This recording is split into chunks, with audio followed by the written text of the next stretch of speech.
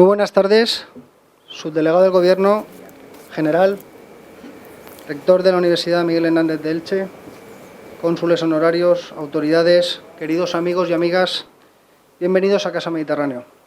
Mi nombre es Francisco Alcaraz, director de proyectos de la Casa, y quiero excusar la ausencia hoy del director general, don Miguel Oliveros, por encontrarse en Madrid al ser convocado en una reunión urgente en el Ministerio de Asuntos Exteriores.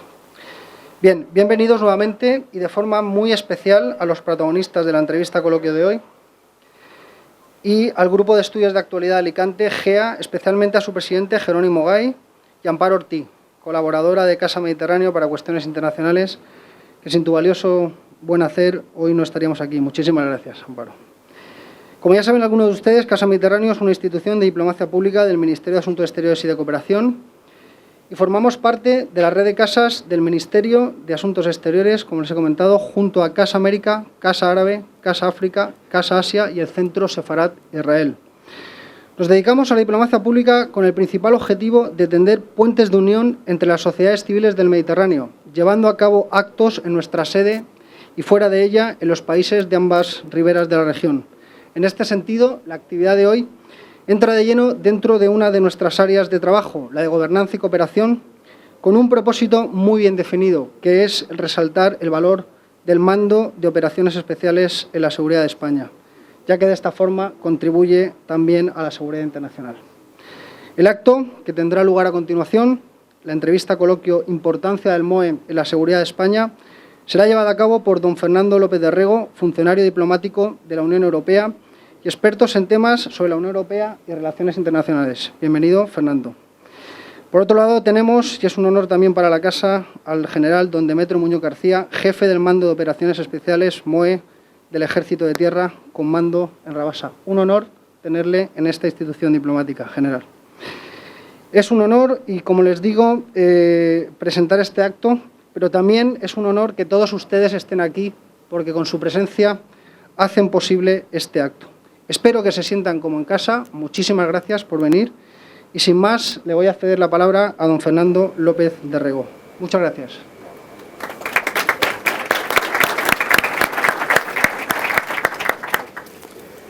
Muchas gracias, Francisco. Y muy buenas tardes y bienvenidos todos a este coloquio con el general Demetrio Muñoz García, jefe del Mando de Operaciones Especiales, que, como sabe muy bien, tiene su sede única en nuestra ciudad de Alicante, concretamente en la frontera entre Alicante y San Vicente del Raspeig. El tema del coloquio es el del Mando de Operaciones Especiales, su importancia para la seguridad de España. Con ese motivo vamos a tratar de las funciones, de las misiones, de la estructura, etc. La reunión de esta tarde es el segundo fruto de la colaboración entre la institución que nos acoge, Casa Mediterráneo, y GEA, el Grupo de Estudios de Actualidad de Alicante.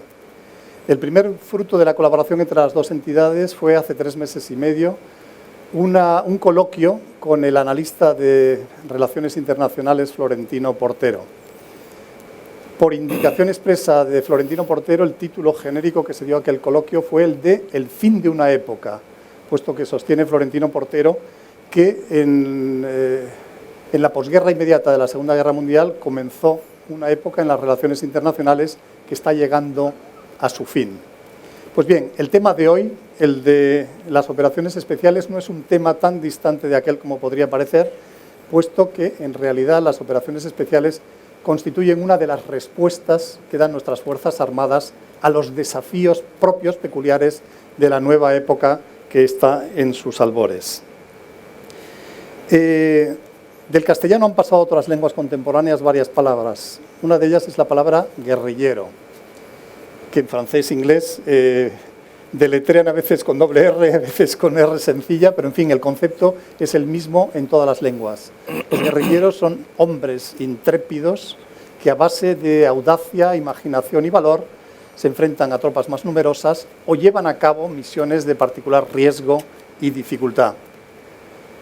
No sorprende que si los guerrilleros son quienes se ocupan de las misiones de particular riesgo y dificultad, el sobrenombre que se ha dado a los miembros de las operaciones especiales sea el de los guerrilleros. Y tampoco sorprende el que la palabra guerrillero haya sido tomada del castellano, del español, puesto que nuestro país tiene una larga tradición de guerrilleros. Fueron guerrilleros ya Viriato y los pastores lusitanos que llevaron de cabeza en el siglo II al Imperio Romano que invadió la península. Fueron guerrilleros don Pelayo y sus compañeros organizando la reconquista desde Cantabria. Fueron guerrilleros los almogávares del siglo XIII y XIV, fueron la fuerza de choque de la Corona de Aragón que hizo sentir su furia desde el rey de Francia hasta el sultán otomano y el emperador de Bizancio. Y finalmente fueron guerrilleros, ya con este nombre, fue a los primeros a los que se les dio, los patriotas que se sublevaron contra la ocupación de la península por las tropas napoleónicas. Se dio a estos por primera vez el nombre de guerrilleros, si bien hubo quien utilizó un nombre distinto. Por ejemplo, Napoleón, que se refirió a los mismos muy gráficamente como la úlcera española por los quebraderos de cabeza que le estaban ocasionando. Para hablar del mando de operaciones especiales tenemos a la persona más cualificada para ello, al jefe del mando, al general Demetrio Muñoz García. El general Demetrio para todo el mundo, ya incluso en su casaca ayer veía, en lugar del apellido, como suele ser corriente, lleva su nombre de pila, Demetrio, lo cual en realidad yo creo que es una pista sobre su talante personal y también sobre lo que es el talante de las relaciones dentro de los grupos de operaciones especiales, en donde la simbiosis entre los mandos y los subordinados es muy particular, probablemente por razón de la naturaleza de las misiones que llevan a cabo. El general Demetrio nació en Ceuta el 11 de febrero de 1960, es decir, que cumple 57 pasado mañana, pero al poco de nacer se trasladó a Alicante, en donde pasó su infancia y primera juventud. Por tanto, es y se siente alicantino. Con 19 años ingresó en la Academia General Militar de Zaragoza, de la que egresó con la 39 promoción, tras haber estudiado en Zaragoza y también en la Academia de Infantería de Toledo. Inmediatamente hizo el curso de operaciones especiales, que es el ámbito en el que ha desarrollado la mayor parte de su carrera. De teniente, si no me equivoco, estuvo aquí ya, en Alicante, y posteriormente, como capitán, pues estuvo en San Sebastián, en Ronda, en Málaga, participó por primera vez en una misión en el terreno en Bosnia, en tiempos de la antigua Yugoslavia, y también en esa época, con el empleo de capitán, hizo el curso de Estado Mayor. Como comandante estuvo en Valencia, participó en el apoyo logístico a misiones del Ejército de Tierra en Bosnia, en Albania, en Kosovo, en Afganistán y también fue a terreno en una misión por primera vez en África, en Mozambique. Teniente coronel en Ceuta y a continuación 3 años en Bruselas como experto en logística en el Estado Mayor de la Unión Europea. De coronel fue a Valencia. Estuvo también en Viator, en Almería, en el tercio de la Legión, y de ahí, en enero de 2015, hace 2 años, fue nombrado jefe del mando de operaciones especiales y al poco de llegar ascendido al empleo de general de brigada. Ha hecho cursos de mando de operaciones especiales, de mando de unidades paracaidistas, de carros de combate, de montaña invernal y estival, de Estado Mayor, de gestión de gastos y de planeamiento logístico para la OTAN. Habla inglés y francés. Y como misiones de larga duración en terreno, como ya se ha derivado de la biografía, pues ha estado en Bosnia, ha estado en Mozambique y ha estado, creo que 6 meses en Afganistán. Y ya sin más, pasamos o entramos en el coloquio. El año pasado, general Demetrio, se cumplieron los 50 años de la creación de las unidades de operaciones especiales en España. ¿A qué razón obedeció su creación y por qué fases han pasado aquellas unidades de operaciones especiales de hace 50 años hasta llegar al mando unificado actual, al mando de operaciones especiales con sede en Alicante? Pues la razón no era muy alejada de la que nos ha contado hace poco de esos guerrilleros que en la guerra de la independencia hicieron frente al invasor, ¿no? En el año 56, que se hace el primer curso de operaciones especiales, y en el año 62, que es cuando se crea la primera compañía de operaciones especiales, la amenaza era evidente, ¿no? La amenaza era el enemigo ruso, el poderío, el terrible poderío de las unidades acorazadas, que una vez que pusieran en marcha, cruzando el telón de acero, pues no se estimaba que en 48 horas iban a estar en los Pirineos y no más tarde de 4 días iban a estar ocupando toda Europa y la península. Entonces, desde ese momento y en razón a eso se crean una serie de unidades, las compañías de operaciones especiales, cuya misión principal era fundamentalmente crear una estructura de guerrillas alrededor de toda España. Hubo 23 compañías, se crearon en esos años, entre el año 62 y en el año 72, se crean 23 compañías, las cuales su misión principal era ser capaces de aglutinar a los restos del ejército que quedaran, aglutinar a la población civil y crear una estructura que fuera capaz de hacer frente, no de hacer frente porque realmente se consideraba que Rusia iba a invadir sin ningún problema la península ibérica y alcanzar prácticamente Gibraltar, ya digo, en poco menos de 4 días desde que empezara la ofensiva, crear una estructura que debilitara pues esa invasión y a ser posible al final ganar la guerra. Y esas fueron las... yo cuando llegué de teniente en el año 84 en la compañía de operaciones especiales, teníamos un control absoluto de lo que era la tercera región militar, entre la compañía 32 que estaba en Valencia y la 31 que estaba en Alicante. Conocíamos perfectamente la gente en los pueblos, convivíamos con la gente en los pueblos, teníamos nuestra red de personas de confianza, teníamos incluso unos sistemas que podrían activarse como zulos en caso de necesidad, y esa era la realidad, estábamos preparados para una invasión. A raíz de que, digamos, la amenaza rusa cambia y cambia el entorno, indudablemente el ejército se adapta y a partir del año 79 se empiezan a crear los grupos de operaciones especiales que se van creando poco a poco, y en el cual yo, en el año 84 cuando llegué, pues iniciamos la creación del GOE número 3. Y es a partir de finales de los años 90, a principios del 2000, cuando realmente ya con la salida evidente de España hacia las misiones exteriores, el cambio de orientación del ejército, pues se decide crear unas unidades de operaciones especiales mucho más parecidas a las que tenían nuestros aliados, mucho más enfocadas a la acción exterior, mucho más enfocada a verdaderamente unidades de operaciones especiales. O sea que transitamos de ese año 60, esos años 60 que éramos verdaderos guerrilleros, capaces de activar una guerrilla, a unidades de operaciones especiales, que es lo que empezamos a ser a partir del año 2000 y lo que somos actualmente, en un proceso largo y lógicamente de adaptación permanente pues a la necesidad y al entorno que nos rodea. ¿Quién asigna las misiones al mando de operaciones especiales? Las misiones, las estructuras normalmente del ejército son estructuras de preparación. Hay una estructura operativa que está en Madrid, que la manda el jefe de Estado Mayor de la Defensa, y en concreto tiene el mando de operaciones especiales, tiene el mando de operaciones, y después ese mando de operaciones tiene una estructura que es el mando conjunto de operaciones especiales, al cual se le asignan las unidades y esas unidades se despliegan a lo largo del mundo y se las emplea con las misiones. Pero hay que tener en cuenta que en el entorno en el que nos movemos, las misiones muchas veces no vienen dadas directamente desde España. En Irak la misión la está dando la coalición, la estructura de la coalición que tenemos, en Mali la está dando la Unión Europea, el Líbano lo está dando Naciones Unidas, es decir, nos integramos dentro de las estructuras multinacionales y de las organizaciones, y ellas son las que nos asignan las misiones, lógicamente también mediatizadas y controladas desde territorio nacional, que establece siempre unas normas de actuación de sus fuerzas, unos límites al empleo de nuestras fuerzas. Y la estructura, creo que en Rabasa hay unos 800 hombres. Sí. ¿Cómo están estructurados? ¿Cómo está estructurado el mando de operaciones especiales? Sí, en Rabasa somos prácticamente al final, si aglutinamos todo, casi 1000 hombres, 1000 personas, hombres y mujeres, pues tenemos ya muchas mujeres también en el mando de operaciones especiales, y entonces esa estructura son 5 grupos, tenemos 4 grupos que son iguales, los 4 grupos operativos, el grupo de operaciones 3, Valencia, el 2, Granada, el 19, que es Madera Loleaga, que proviene de una antigua bandera de la Legión, la bandera de operaciones especiales de la Legión, y el grupo de operaciones especiales número 4, que provino en su día de Cataluña, de Barcelona. Y aparte tenemos un grupo de cuartel general que proporciona, digamos, el apoyo logístico y todos los elementos que facilitan el cumplimiento de la misión tanto al mando como a los grupos de operaciones especiales. Es decir, esas estructuras, sobre esas estructuras se crean o se generan todas las capacidades que tenemos que desplegar y que desplegamos en las misiones.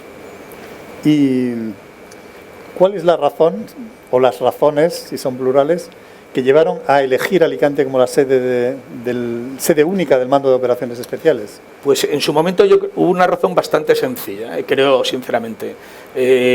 Primero, una razón personal. Yo creo que el grupo de trabajo que tuvo en su momento, que preparó toda esta planificación, de crear el mando de operaciones especiales, esa necesidad de aglutinar todas las capacidades de operaciones especiales en un lugar, pues hubo mucha gente que era del antiguo o del actual grupo de operaciones especiales Valencia 3 que conocía muy bien esto. Indudablemente también estábamos aquí, Alicante reúne unas condiciones especiales, estamos cerca de la zona pues de máximo interés para España. Está claro que la zona de interés para España no está al norte de Europa, está mirando al sur. España es un país que mira eminentemente al sur y las zonas de interés están en el sur. Evidentemente tenemos también el mar Mediterráneo, teníamos un cuartel magnífico y teníamos, digamos, una realidad evidente, que es que el grupo de operaciones especiales era uno de los grupos que menos problemas tenía de demanda de personal. Aquí había, digamos, había una buena cantera a la cual, desde luego, porque hablamos, en ese momento todavía existía la mila de reemplazo, todavía había servicio militar, con lo cual era necesario buscar lugares donde fuera fácil captar a personal que viniera a las unidades de operaciones especiales. Y en cuanto a los efectivos, esas 1000 personas, ¿cómo se las selecciona a los mandos y a la tropa y cómo es su instrucción y su adiestramiento? Bueno, para que se hagan una idea, el mando de operaciones especiales yo siempre intento evitar decir que es la unidad mejor del ejército, porque realmente somos la única unidad de operaciones especiales del Ejército de Tierra, con lo cual no nos podemos comparar con los demás. Precisamente nos llamamos operaciones especiales porque usamos métodos y técnicas y procedimientos distintos a los demás. Con lo cual, digamos, somos en esa caja de herramientas que es las Fuerzas Armadas una herramienta diferente a las demás y que hacemos las cosas de una manera diferente. Pero sí que es verdad que es la unidad más seleccionada del Ejército Español. Tengan en cuenta que primero somos la única unidad del Ejército de Tierra que selecciona personal. No se puede entrar al mando de operaciones especiales directamente desde la calle. O sea, nosotros seleccionamos del resto de las unidades del Ejército de Tierra. Y seleccionamos mediante un proceso fundamentalmente de voluntariado. La gente pide venir al mando de operaciones especiales, se les llama, se hace una selección de todo tipo, física, psicológica, unas pruebas iniciales. Para que se hagan una idea, andamos alrededor anualmente de unos 250-300 peticionarios. De esos 300 peticionarios, después de un proceso selectivo intenso y exhaustivo, seleccionamos aproximadamente unos 60-70.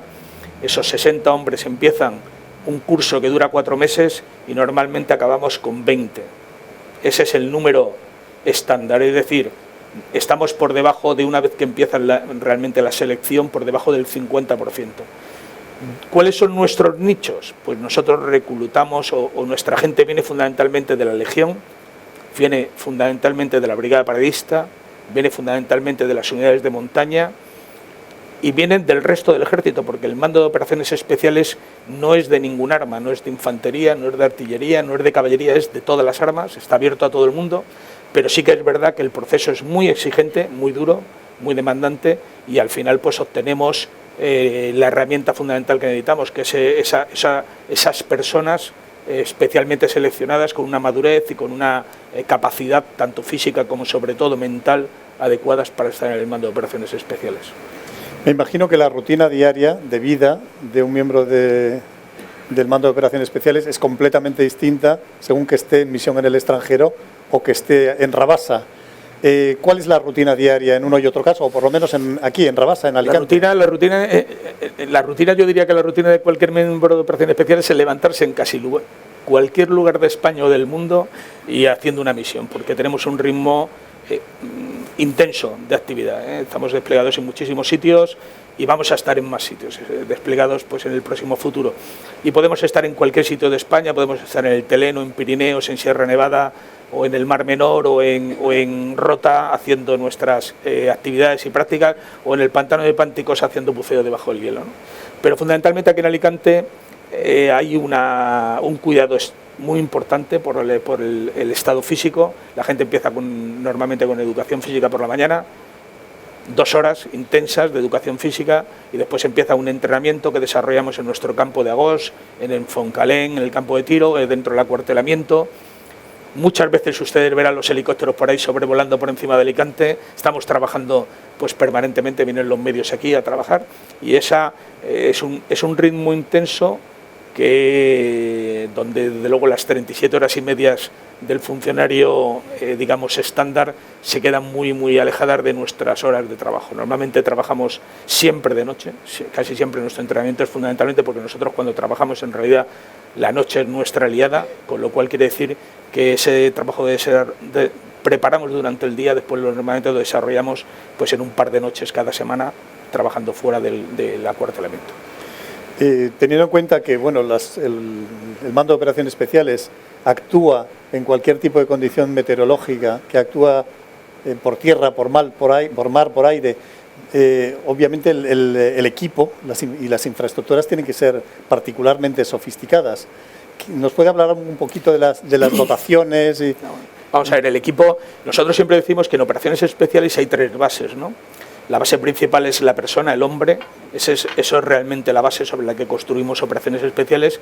Después está el material, los medios que tenemos, que también tienen que ser especiales, y después son el entrenamiento, las tácticas y los procedimientos que empleamos, que también son especiales.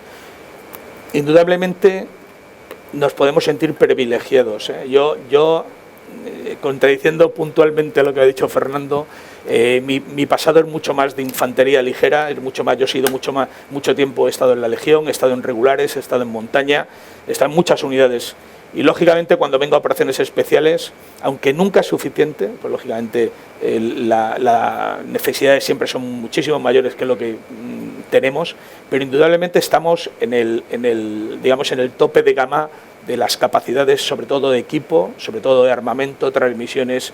Es decir, nos podemos sentir unas personas mimadas, unas unidades mimadas dentro de las Fuerzas Armadas, y no diría que se parece casi, pero la verdad que nuestra dotación se parece casi en las películas. O sea, nosotros casi podemos hoy por hoy recorrer la puerta del armario y elegir entre varios armamento, transmisiones, comunicaciones, equipo, pues que sean más adecuados para el cumplimiento de la misión. O sea, en ese aspecto pues tenemos tecnología de última generación, la tenemos realmente, y a lo mejor pues lo único que puede ser es que las instalaciones siguen siendo las del antiguo CIR de Rabasa, mejoradas, pero bueno, siempre serían perfectibles, pero no nos podemos quejar. Tenemos lo suficiente para cumplir y para entrenarnos. Se suele, bueno, en fin, es de conocimiento general que el bautismo de fuego dentro de España del Mando de Operaciones Especiales fue con la recuperación del estatus de la isla de Perejil. ¿Qué nos puede decir de esa operación por la que los MOEs fueron conocidos? El MOE fue conocido por muchas personas por primera vez, por así decirlo. Bueno, yo creo que al final una de las misiones de las Fuerzas Armadas, y así está consagrada en la Constitución, precisamente es preservar la integridad territorial, ¿no? O sea, es una cosa que es evidente, ¿no? Y yo creo que en este caso, que era simplemente pues un acto flagrante de violación de la soberanía nacional, y yo creo que tiene poca discusión, pues yo creo que se optó por la solución, lo digo sinceramente, más inteligente. Al final se hizo un empleo de las Fuerzas Armadas, pero en lugar de mandar un F-18, mandar una fragata a bombardear el islote Perejil, se actuó en una de las misiones, porque precisamente operaciones especiales nosotros nos caracterizamos por un empleo muy medido, muy controlado de la fuerza. Nosotros siempre hablamos de cuando hacemos acciones de fuerza, nosotros hablamos de acciones quirúrgicas. ¿Por qué? Porque nosotros realmente gran parte del entrenamiento, la mayor parte del entrenamiento es lograr que el personal emplee esa capacidad que tiene, esa fuerza que tiene, de una manera muy controlada y muy medida. Entonces yo creo que el empleo de las operaciones especiales en esta misión fue uno de los empleos idóneos. Se consiguió el objetivo, con el objetivo restituir la soberanía nacional, al final no hubo ni siquiera heridos, se consiguió digamos la misión sin dejar ninguna herida abierta, porque indudablemente Marruecos sigue siendo hoy por hoy un aliado y seguimos necesitando tener buenas relaciones con Marruecos, y yo creo que al final se consiguió por restituir la soberanía nacional de una manera contundente, pero a la vez de la manera más controlada y con menos fuerza posible.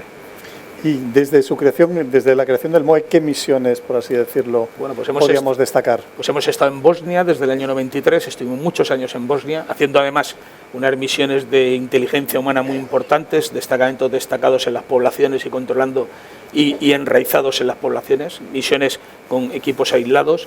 Estuvimos en Kosovo, hemos estado en Irak durante la primera parte de la Primera Guerra, estuvimos en República Centroafricana, hemos estado en Afganistán, muchos años en Afganistán, trabajando allí con el resto de las unidades de operaciones especiales, y actualmente pues estamos en Irak de nuevo, en esta segunda fase, en apoyo al país en la lucha contra el ISIS, contra el ejército islámico. Estamos también en Mali, estamos en Líbano con la misión de Naciones Unidas, y después fundamentalmente también estamos ahora en una nueva unas nuevas misiones, se llaman seguridad cooperativa, que una de las preguntas después me extenderé un poquito más en relación a esta seguridad cooperativa, que es en Mali, en Senegal, y seguramente abramos nuevos países que están interesados en que el Mando de Operaciones Especiales y el Ejército de Tierra colabore con ellos en su formación. Es decir, estamos ahora mismo en 5 lugares, prácticamente casi en permanencia, y hemos estado en casi todos los conflictos importantes que ha habido en los últimos años, desde el año 92, que empezamos, 93. Yo recuerdo cuando entré en el Servicio Diplomático de la Unión Europea, que al cabo de un tiempo me llamó el director general, el ministro alemán, y me dice: he descubierto una mina con los españoles en África. Dice: me doy cuenta de que ustedes tienen mucha mano en África, de que no les ven como un patrón, como dicen en francés, sino casi como un amigo. Y bueno, consciente de eso, empezó a mandar españoles pues, a mediar en guerras, a resolver contenciosos, etcétera, etcétera. El Mando de Operaciones Especiales español tiene un indudable prestigio por la peculiaridad de cómo se relaciona con las poblaciones de los lugares de misión, y también, por supuesto, por el liderazgo de estructuras internacionales. ¿Algún comentario al respecto? ¿Está de acuerdo con esa observación de que hay una especial facilidad para el contacto con las poblaciones en los lugares de misión? Yo estoy absolutamente de acuerdo, pero no es una cuestión del Mando de Operaciones Especiales, es una cuestión de los españoles. Ustedes saben que no somos extraordinariamente sociales, no somos diferentes, somos iguales que ustedes. O sea, vestimos uniforme como podríamos llevar una chaqueta y una corbata, o llevar un uniforme de la Guardia Civil. Lo que sí es evidente es que España, yo desde el año 92 que participé, como ha dicho Fernando, en la agrupación Málaga, la primera misión real importante donde se despliega el ejército español en Bosnia para abrir, casi todos los países se sorprendían de nuestra capacidad, tremenda capacidad de empatía. O sea, somos capaces de comunicar y de hacernos querer por todas las partes. O sea, al final, de los pocos que éramos capaces en el año 92 de sentar a croatas, en aquel momento musulmanes y serbios, en una mesa para discutir, aunque les parezca terrible, sobre un intercambio de cadáveres, y era una realidad, cómo intercambiarse los muertos que habían quedado en las partes de cada uno de los otros y tal, éramos los españoles los únicos, capacidad de poder esto. Y esto es una tremenda ventaja, ¿no? Mi hija, que está ahora mismo la tengo en Bamako, en Mali, trabajando con UNESCO, siempre me lo dice. Dice que lo más sorprendente en general, para la población y para sus jefes incluso, es ver cómo somos queridos los españoles, haciendo la misma misión y bajo la misma bandera, la de la Unión Europea, y cómo son de odiados otros países, simplemente por la forma de trabajar y la forma de tratar, ¿no? Posiblemente un soldado español, como me pasaba a mí en el año 92, que me enfadaba con mis legionarios, porque todos volvían sin comer, porque daban todas las bolsas de comida, y todas las que además arramblaban para dárselas a las personas que se iban encontrando en el camino, pues lo mismo pasa hoy, en el año 2017, y seguramente alguno de mis guerrilleros pues prefiera pasar sed, o pasar hambre, o quedarse sin parte de las medicinas del botiquín por ayudar a esa gente a la cual pues tiene allí cerca, ¿no? Sin esperar nada a cambio más que, bueno, pues eso, el quedar con el buen sabor de boca y con el corazón tranquilo de saber que ha hecho lo que ha podido por remediar esa situación. Y eso, aunque no se lo crean, no tiene precio, no tiene precio. Y eso está en nuestra cultura, está en nuestros genes. No, eso no lo van a aprender, como los americanos alguna vez pedían. Pero bueno, ¿dónde está el manual donde se aprende? No, eso no hay, eso no se aprende en los libros. Esto es un problema de cultura, es un problema bueno, somos un país de mezclas, y esto se nos nota cuando nos vamos por ahí. Tenemos de todo, de negros, de chinos, de amarillos, y lo ejercemos, gracias a Dios. Esa es nuestra mejor arma. No insisto, ha insistido en la empatía, no ha hablado nada de la admiración hacia el liderazgo español. Bueno, en fin, eso es el liderazgo español. Mire, nosotros, los españoles, es que somos muy buenos. No los militares, somos en general todos muy buenos. Tenemos una grandísima. Si supiéramos simplemente dosificar nuestra capacidad nuestra creatividad, que muchas veces es desbordante, y la supiéramos dosificar adecuadamente con esa capacidad de organización y sobre todo de control, de orden, que lo vamos haciendo. A mí me contaba un jefe que tenía en la Unión Europea que los alemanes, o había países que se llamaban los alemanes del sur, y realmente es que somos, no estamos tan lejos mentalmente, a lo mejor sí en algunas cosas puntualmente, culturalmente, pero somos realmente, nuestra capacidad de solventar los problemas, nuestra capacidad de sacar adelante. Yo lo hablaba con Fernando, yo llegué en el año 2007 a la Unión Europea. Estaba en aquel momento, mandaba el Consejo el señor Solana, y era el impulsor de la política exterior y seguridad común y de todo lo que eran los aspectos de exteriores, era exteriores y defensa de la Unión Europea, muy separado de la Comisión. Además siempre se ponía un gráfico muy comparativamente, pues me parece que eran 2.000 o 2.500 personas el Consejo y como del orden de 25.000 la Comisión. O sea, era realmente un pequeño estamento. No se pueden imaginar el tremendo prestigio que tenía el señor Solana en todos los niveles, por su capacidad de liderazgo. Y eso nos pasa también. Hace poco hemos tenido un general en Mali, el general Alfonso García Vaquero. Ha sido llamado varias veces y realmente alabado por todas las partes, por alemanes, por franceses, por los malienses, por la propia presidencia de la Unión Europea, por el saber hacer de su trabajo. ¿Por qué? Porque tenemos una grandísima capacidad de aunar esfuerzos, de aunar mentalidades, de aunar voluntades y de sacar adelante cosas realmente complicadas. Y hacerlo además de una manera generosa, porque España casi siempre le falta un poco la picardía de otros países, hacemos un esfuerzo, nos dejamos la piel donde vamos en todos los niveles, políticos, diplomáticos, y bueno, y a lo mejor no tenemos ese ansia de sacar nada a cambio, sino hacer pues simplemente las cosas bien.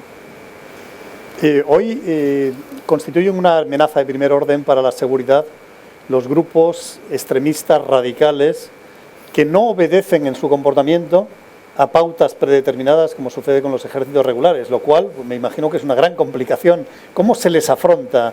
¿Cómo se puede uno enfrentar a este tipo de grupos que no obedecen a las pautas a que estábamos acostumbrados? Indudablemente todos estamos cambiando la mentalidad, ¿no? Ayer leía precisamente un artículo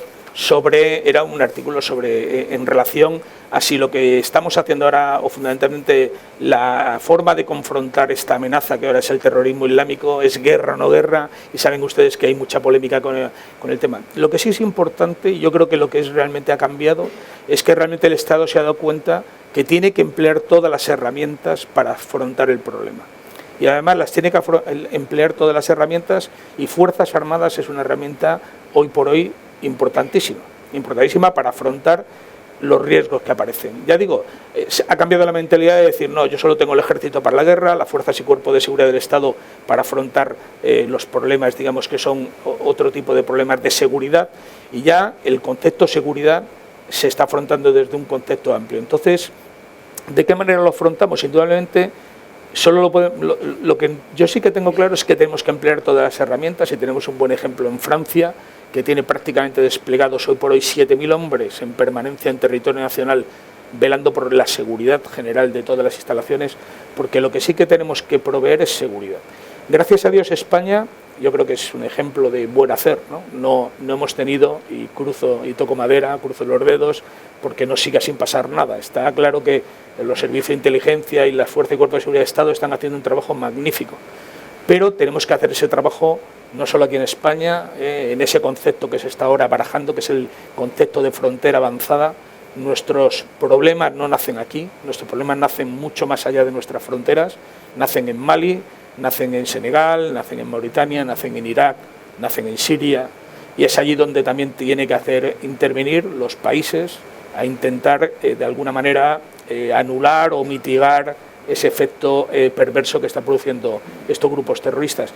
Y ya digo, ¿cómo los tenemos que afrontar? Fuerzas Armadas, realmente el mando de operaciones especiales es casi una de las herramientas también más válidas por ese control de la fuerza, por ese empleo dosificado de la fuerza, pues contra esta amenaza terrorista. Y de hecho nosotros trabajamos habitualmente pues con Guardia Civil, con el Grupo de Acción Rural de la Guardia Civil, el GAR, trabajamos con la Unidad Especial de Intervención, trabajamos con el Grupo Especial de Operaciones de la Policía Nacional, preparándonos todos pues para afrontar a lo que venga. Hoy en día asistimos muy cerca de Europa a estados que se desestructuran o por lo menos que caen en una gran inestabilidad. Y eso automáticamente es una fuente de emisión de refugiados, es una fuente de creación de radicalismo. Ante esta desestructuración de estados en el mismo Magreb, por no hablar de Oriente Medio, etcétera, mucho más en el África subsahariana, ¿hay algo que puedan hacer, por ejemplo, unidades o sí, como el Mando de Operaciones Especiales? Lo estamos haciendo. O sea, antes lo que le decía de seguridad cooperativa es fundamentalmente eso, es fortalecimiento de los estados. Al final un Estado, aquí tal vez porque no nos resulta evidente, pero un Estado se fundamenta fundamentalmente sobre el control y el poder. O sea, un Estado que no tiene poder no es Estado, simplemente es un Estado fallido, como son gran parte de estos poderes. Y el poder se sustenta fundamentalmente sobre tener unas fuerzas armadas adecuadas, tener unas fuerzas y cuerpos de seguridad de Estado, tener un sistema jurídico adecuado y tener un sistema de garantías adecuado. Pero todo eso constituye, al final de cuentas, lo que es la capacidad del Estado de ejercer su responsabilidad, que es simplemente el buen gobierno de la población. ¿Qué estamos haciendo en Mali? ¿Qué estamos haciendo en Senegal? ¿Qué estamos haciendo en Mauritania? ¿Qué estamos haciendo en Irak? Estamos fortaleciendo sus fuerzas armadas, estamos enseñándoles a ellos cómo tienen que ser capaces de combatir esa amenaza a la que se están enfrentando. Y eso es lo que estamos haciendo prácticamente diariamente y vamos a seguir haciendo, y van a haber cada vez más unidades del Ejército Español, unidades de operaciones especiales también, pues en todo lo que es el norte de Marruecos, todo lo que es el Sahel, intentando dar las herramientas a estos países, aparte porque no solo simplemente es un problema de darles ayuda, darles dinero, que hay que hacerlo también, hay que ayudarles y hay que enseñar a sus fuerzas armadas a combatir el terrorismo y también a ser buenas fuerzas armadas, porque indudablemente hay una labor que tal vez no nos demos cuenta, pero una labor educativa tremenda de todos los soldados españoles con respecto a su propia población. No les voy a engañar, estas poblaciones tienen un sentido de superioridad y de un poco de menosprecio de la propia población, ¿no? Y saben ustedes que una de las máximas de las guerras actuales es ganarse las mentes y los corazones. Y las primeras mentes y corazones que hay que ganar son las de la propia población. O sea, no solo les enseñamos a combatir a los malos, sino les enseñamos a comportarse con su población, porque tienen que aprender también a que son parte, que están para eso. Es que nosotros estamos para defender a los españoles y el ejército malién está para defender a los malienses, no está para otra cosa. Y eso también hay que educarlos porque realmente muchas veces carecen de esas bases formativas y ahí hay un trabajo también muy importante que hacer. Enlazando un poquito con esto, ¿qué impresiones personales le han dejado, general, escenarios tan dispares como Bosnia, como Mozambique, como Afganistán? Pues Bosnia, que no hay nada más terrible que una guerra civil, ¿no? Nosotros somos un poco todos hijos de personas que las vivieron y hemos vivido un poco sus sentimientos. Yo lo viví en primera persona, ¿no? Y la verdad es que hay pocas cosas tan irracionales como una guerra civil, como pueden ser que vecinos de toda la vida de pronto acaben unos contra otros, y la verdad es que es una de las cosas que hay que intentar evitar por todos los medios por los daños tan tremendos que producen, ¿no? De Mozambique, yo siempre cuento de Mozambique que me hizo cuestionarme qué es la felicidad. Mozambique es un tema, cuando uno ve a gente que carece de todo, permanentemente sonriente y permanentemente feliz, a lo mejor hay que pensar si no somos nosotros los que estamos equivocados sobre lo que hacemos. Aunque mueran jóvenes y tengan grandísimas carencias, tienen una felicidad innata que ver esos chiquillos jugando con nuestras latas de Coca-Cola y haciendo cosas increíbles con ellas o disfrutando con la más mínima cosa, pues siempre cuestiona, siempre si estamos en el camino correcto nosotros, que tenemos de todo. Y Afganistán, pues Afganistán es siempre un sentimiento contrapuesto, porque en Afganistán fue una guerra donde también ahora se habla ya algo más abiertamente de lo que fue Afganistán, pero Afganistán nos dieron mucho, y fue realmente, se salía todos los días sabiendo que íbamos a combatir y que nos iban a disparar y que íbamos a disparar, pero realmente yo como militar de Afganistán, aunque muchas veces se ha cuestionado qué hacíamos en Afganistán, yo creo que hicimos también una labor muy importante al menos el tiempo que estuvimos allí. Yo muchas veces dice, bueno, pero al final, ¿qué ha quedado de aquello? Bueno, pues a lo mejor ha quedado poco, pero es que para esta gente un minuto de tranquilidad, un buen hospital al que acudir, una carretera por la que transitar, un minuto de vida normal fuera de la presión de los talibanes o de la insurgencia, pues yo creo que no tenía precio, ¿no? Y nosotros el tiempo que estuvimos allí, pues lo intentamos y yo creo que lo conseguimos hacer. Entonces, ese sentimiento, bueno, amargo de ver que, bueno, que no se llegó a solucionar el problema, pero siempre de satisfacción también por haber cumplido, yo creo que el deber que tenemos que hacer. Siguiendo en el ámbito personal, una pregunta que tal vez tendría que ser para Mariluz aquí presente, ¿no? ¿Es difícil ser familia de un miembro de las operaciones especiales, del mando de operaciones especiales? Sí, hace poco, y está en YouTube, y les recomiendo que si pueden lo vean, pues hicieron un reportaje sobre nuestras tropas en Mali, ¿no? Operaciones especiales, una de las cosas que tiene como características también es que muchas veces, como pasa a otros servicios de inteligencia y otras fuerzas y cuerpos de seguridad de Estado, no podemos contar mucho, o a veces no podemos contar casi nada. Y muchas veces es más la incertidumbre de qué estar haciendo que el hecho del riesgo que estemos asumiendo, pero es así, no podemos a veces decir dónde estamos o no podemos contar con detalles simplemente por cuestiones de seguridad. Y eso pues produce mucha incertidumbre en nuestra gente y después indudablemente este ritmo infernal, este ritmo intenso que llevamos de trabajo, pues causa siempre mella. Y nosotros nunca tendremos precio. Yo creo que uno de los grandes retos de cualquier hora, por lo menos de los que estamos sometidos a esta dinámica de trabajo, es encontrar un buen compañero de viaje en esta vida, pues que sepa entendernos y comprendernos, ¿no? Bueno, los tiempos no están para muchas florituras, porque indudablemente lo vemos en muchos matrimonios que se rompen y muchas, por desgracia, ¿no? Pero indudablemente no es fácil, no es fácil. Y requiere desde luego de una comprensión casi infinita, pues para los que vestimos en este caso uniforme, que esto no es un trabajo para nosotros, es una pasión. Entonces, pues es difícil siempre compartir la pasión. Muy bien, ya cierro mis preguntas antes de dar la palabra a la audiencia. Decíamos al principio que desde que se crearon las compañías de operaciones especiales, así se llamaban inicialmente hace 50 años, han ido transitando por diversas fases y se han tenido que ir adaptando a los nuevos escenarios. ¿Cómo visualiza el futuro de las operaciones especiales en los escenarios políticos, operativos, físicos del siglo XXI que se nos vienen encima? Bueno, pues yo le voy a dar un dato muy claro. Todos los países de Europa han reducido su presupuesto de Fuerzas Armadas, han reducido sus Fuerzas Armadas, y las únicas fuerzas que han crecido en cantidad y en presupuesto son las unidades de operaciones especiales tanto de Inglaterra como de Francia como de Alemania, también España, que hemos creado en plena crisis un grupo de operaciones especiales más el grupo de operaciones especiales 2, que tiene 1 año de vida. Es decir, ¿cómo se vislumbra? Desde el punto de vista profesional, demandante, porque indudablemente la amenaza que vemos ahora mismo, ya digo, ahora los americanos han acuñado el término de la zona gris, porque no se puede definir exactamente como guerra, ni se puede definir exactamente como problemas de seguridad. Ahí hay un terreno intermedio, y entonces en esta zona gris las unidades de operaciones especiales tienen un empleo y una manera de poder trabajar por su propia forma de trabajar, pues yo creo que idónea.